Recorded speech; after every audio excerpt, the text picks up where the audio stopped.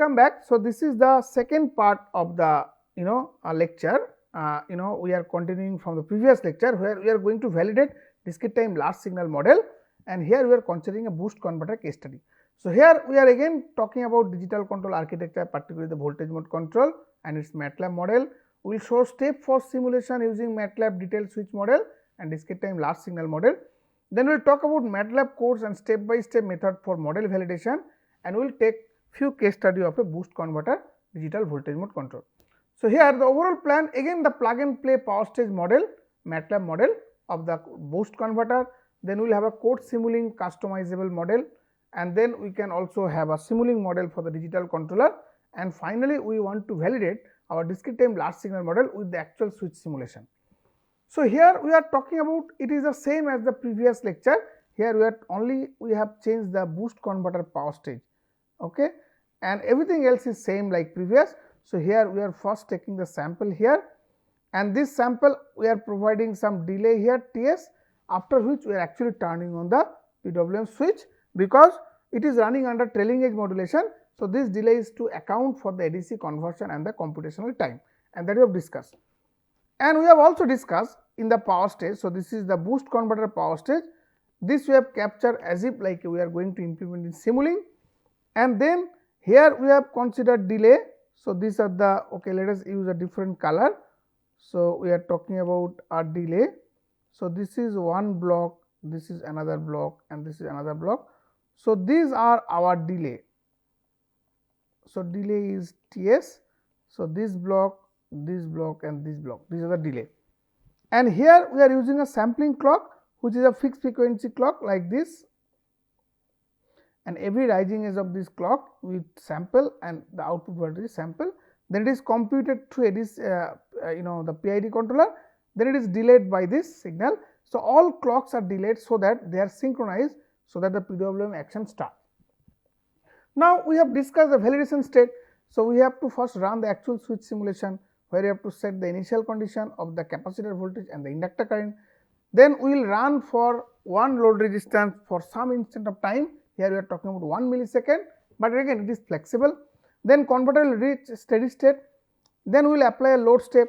That means we are changing the load resistance from R0 to R2, and then it will create like a virtual load step, and will capture the all time domain data, output voltage, inductor current, and other data in the workspace. Then we will run discrete time large signal model, and I will go to the MATLAB case study. We will keep the same initial condition of the capacitor voltage and the inductor current, same as the switch simulation. Then we will run the discrete time large signal model, and we will run for 1 millisecond. Then we will capture all the V0 inductor current for every sampling cycle until 1 millisecond. Then again we will change the load resistance from R1 to R2. I will come to that. Then again we will run our discrete time large signal model, capture the V0 and IL data for every cycle, because we are talking about the discrete time large signal model for, that means if you let us say we are talking about output voltage waveform like this, if you are talking like this, if this is your so this is your sampling instant, that means your sampling clock, and this is your switching clock, right. So, we are talking about the model. So, that means here will be another. So, this is the F switching, F sampling. So, that means these two are the point we are talking about discrete time model. So, that means we are capturing the sample at the every data, we are capturing the value of the like a voltage and current waveform at the sampling instant. Then we will compare the captured data of the output voltage and inductor current of the discrete time model, that will be compared to the actual switch simulation. And again the similar code where we have discussed for buck, only here is a boost converter. For boost converter, we have taken L equal to 2 microhenry, capacitor to be 100 microfarad, 2 microsecond time period, then all the parasitic. Then again we are running for the first 500 cycle for one load resistance R1, then another 500 cycle for another load resistance R2. That is why we are taking the total transient time, total is the 2 times of the 500 cycle, that means n turn into t, that is the time period, and total simulation time is a t turn, and we are setting some arbitrary Kp, Ki, Kd value in the discrete domain, and we are setting a delay of t by 10, okay, and then ramp voltage of 10 volt, initial load resistance of 10 ohm, and the final resistance of 2 ohm. and output voltage we are desired output voltage Vref we have taken to be 5 volt, it is written, and input voltage we have taken Vin to be 3.3 volt, but again it is flexible, we can change it. Next, this is the overall model, and I will go to the model very soon. We are running the Simulink model from the .m file using this command. Then this is storing all the data in the workspace. Then we are calling time vector, and the data vector is a structure. Then we will take individual vector like a current, capacitor voltage, output voltage, sample voltage, and so on, and then we will use the plot command. Then if we plot it, then it will look like this. So this is the actual switch simulation, and here the red one is actually tracking the sample voltage, but your actual switching instant is different, and we will go to the case study soon. Then we have to run for discrete time large signal model. So the discrete time large signal model, this is a file name. So we will first clear, then we will have boost parameter. Again this parameter we can comment, we can make a comment, because the only thing we have to define the N-tran, because that is not there in your switch simulation. I think it is there in the switch simulation. So N-tran it is already defined. So these are all you can comment. You can comment this signal. Then once initially it is running R1 load resistance. So R1 is what? 10 milliohm. So the boost parameter has to, model matrix has to be set accordingly. So here initially it will take R equal to R1, the first 500 cycle, then it will enter into this matrix, where the matrix will be set alpha, this thing, and we know for a boost converter what are the on state matrix, what are the off state A matrix, they are different, and we know the B matrix are same for the boost converter, because input voltage is connected all the time, and then it has a output matrix which is different for on state and off state. So on state output and off state output matrix are shown here, and because they are different, you can see this is the additional term which will be extra in the off state. That means our off state matrix is alpha RC, alpha RC. Okay, so it is the alpha RC, and it is alpha, and on state matrix is simply 0 alpha. So this term is extra. Every switching transition it will change, and that will make the boost converter has a discontinuous output voltage ripple at every switching transition because of this discontinuity. So now we have the initialization value it will take from the Simulink, the switch simulation, and will run for whatever times are set already in the switch simulation. Then it will plot the discrete time value, and then we are going to match. Now once we call, that means it is still continuing the large signal model. Then next, what is inside the boost dynamics? So it is running from totally for N-tran time, that means it will call from 0 to N-tran minus 1, and that is exactly what here. So what it will do, it will first compute the PID controller. This is the proportional control, this is the integral, and this is the derivative, and the integral control is nothing but the previous. That means we know that ui of n, that is the integral, will be ui of n minus 1 plus ki into ve of n. Okay, and this is the previous value.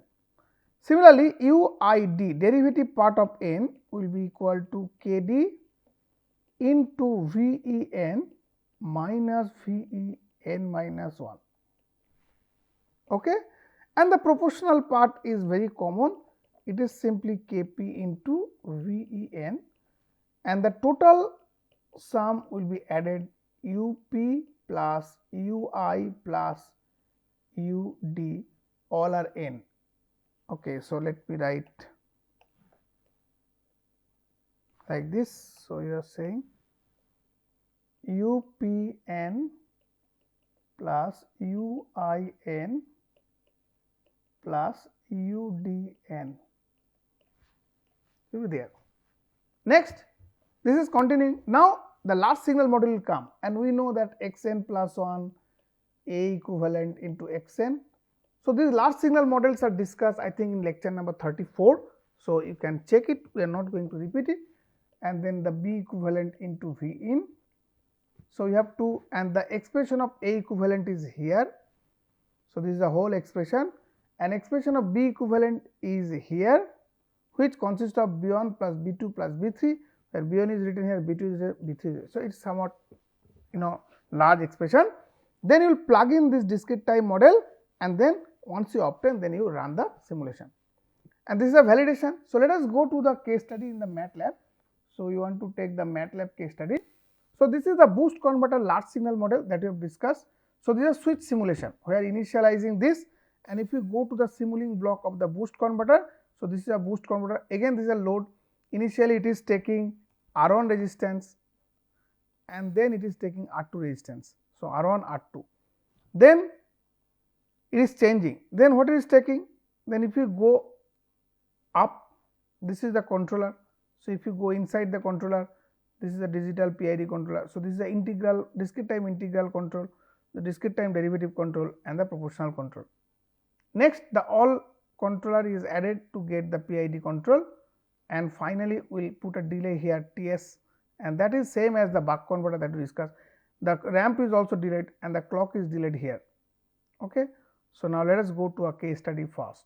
So, we are talking about a load transient case study with boost converter, and you can see the boost converter is actually this is the boost converter case study, and this is showing that if you go to the boost converter. So, here it is showing from the very initial part, you can show that they are matching quite accurately. If you go like this, that means first it is sampling and then it is switching. Okay. Now, we want to run for the large signal model. So, let us go to discrete time large signal. We are commenting this gain because it will take the same controller gain, and there is a delay of TS 10 T by 10. Now, you are running the matching condition. So, first we will see that if you take the inductor current waveform. Okay.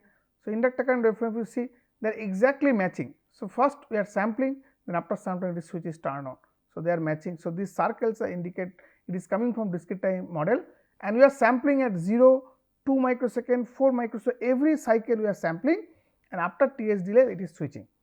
Okay. And then we can also show the output voltage sample. So, if you take the transient portion, you can see after transient the model which indicate in this particular circle, it is matching with the actual sample that obtained from the switch simulation. So, it is coming from the switch simulation that are sampled. That means, we are able to show the case study of the validation case study. So, we have discussed about this validation, that means these circles are like a large signal model coming between the two subsequent sample point. Then the red one is the actual sample coming from the switch simulation, and blue one is the switch simulation, the time domain waveform. So, in summary, we have discussed digital control architecture and MATLAB model. We have shown the step for simulation using MATLAB, detailed switch models, and discrete time large signal model. Then we have also discussed discrete time MATLAB codes and step by step method for model validation, and finally, we have considered from validation case study using a boost converter. So, I think these two lectures should be sufficient to understand how to do validation case study. One can do for current mode control also, but again this validation will not come in the exam, neither in the assignment, but one should know how to validate the model. But it is important to know how to model in MATLAB, those things will be there, but the validation itself will not be asked in the assignment or the exam case study. That is it for today. Thank you very much.